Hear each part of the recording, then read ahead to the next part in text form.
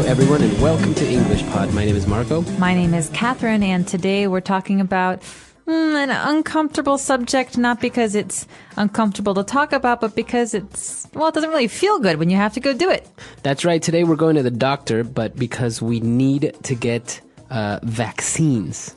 All right, so vaccines, these are, let's listen out during the dialogue, and maybe you can guess what this word means. When we come back, we'll be defining it for you, talking about different kinds of vaccines. But just remember that we're talking about going to the doctor to get these shots. So let's take a listen to that dialogue.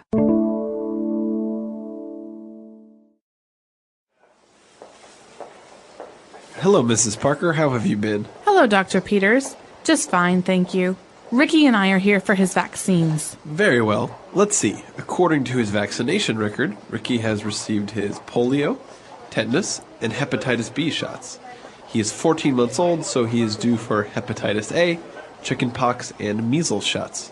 What about rubella and mumps? Well, I can only give him these for now, and after a couple of weeks, I can administer the rest. Okay, great.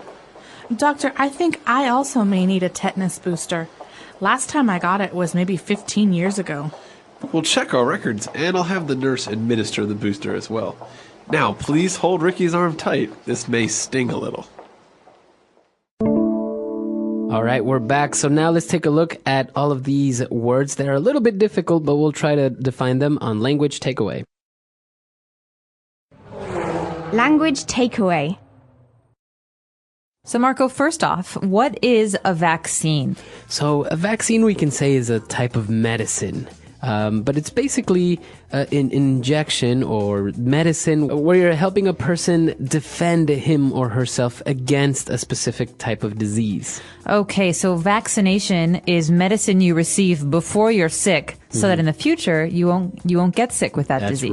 That's right. So that's a vaccine. There are many, many different types of vaccines. And of course, when you do get them, you need to keep track of them via a vaccination record. So a record is basically a list or a document that shows what has been done. And this is very important when you go to the doctor, to have a record of the things that you have received, the vaccines you've received.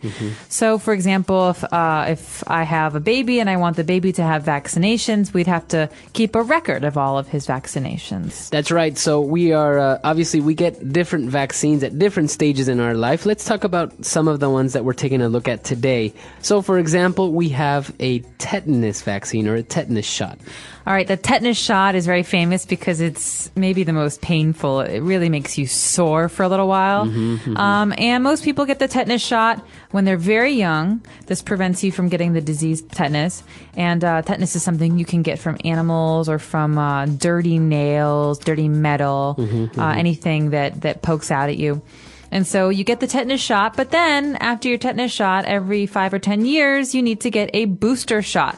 So there's the tetanus shot and there's the tetanus booster. So when we talk about a booster, when we're talking about vaccines, is basically you are reinforcing it, you are making it stronger because obviously over time it becomes weak. The medicine won't last forever, so you need to get a booster to make sure that you are still protected. Basically, it's an update. That's right. So we have tetanus and tetanus booster, but we have another kind of vaccine. The disease here is called hepatitis. That's right. So we're taking a look at hepatitis B and hepatitis A. So they're different types of hepatitis. That's right. So both kinds of hepatitis you can catch from other people, although hepatitis A, I believe, you can catch from saliva or contact, whereas hepatitis B you catch from other people's blood or if you have a relationship with someone. So hepatitis A and B are different. Hepatitis B affects your liver. And so there's different kinds of severity here. Now, hepatitis A and B, there are vaccinations for. You can get those shots, and it's very important if you're traveling to places that require them so that you don't get sick. Okay.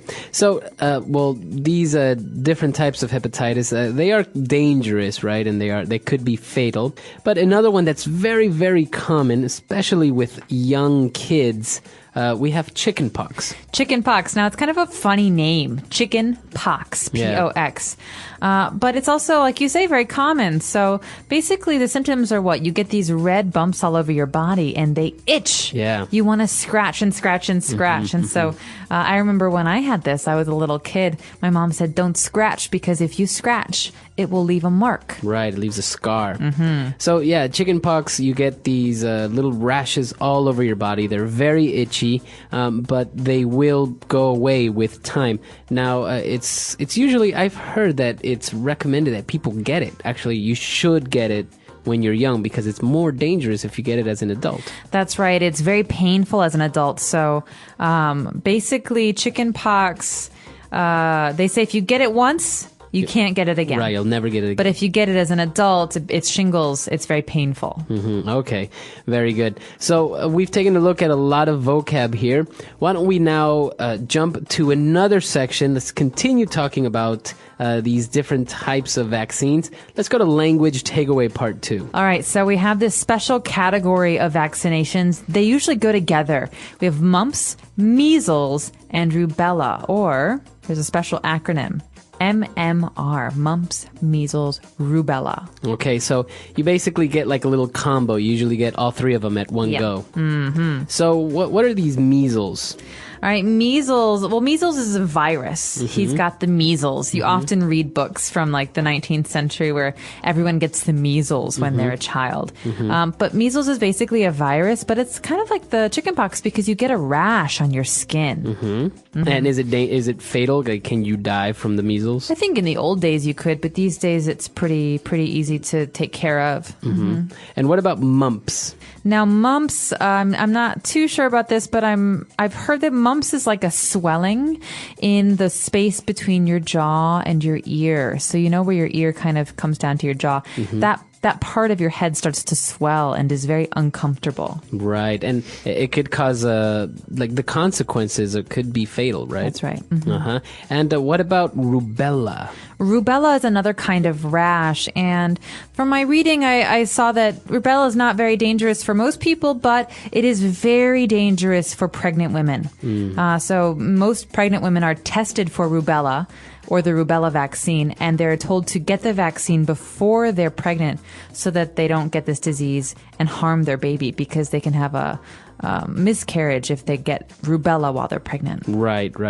Okay, so pretty much you want to get all these vaccines to make sure that you don't get sick in the future. Now, when we were talking about getting the vaccines, the doctor said, he didn't say you're going to get the vaccines or I'm going to give you a vaccine. He said, I'll have the nurse administer the vaccine or administer the booster. That's right. So the verb here that we use with vaccine is to administer. And this is something that the nurse does or the doctor does.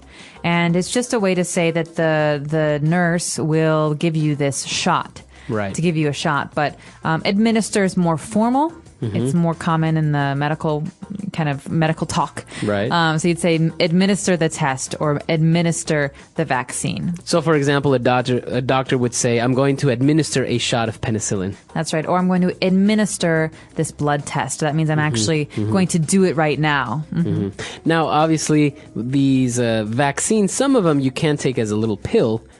Some of them you can take as drops, like, it's very painless. But some of them you have to get a shot, and sometimes they do hurt. And we saw in the dialogue that the doctor said this may sting a little.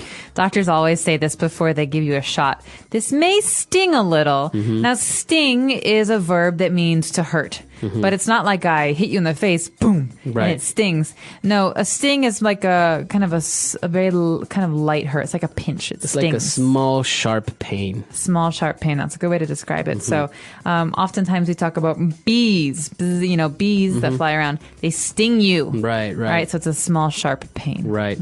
Okay, very good. So let's listen to the dialogue again. Let's keep a lookout for how we pronounce all of these words, and we'll be back in a bit.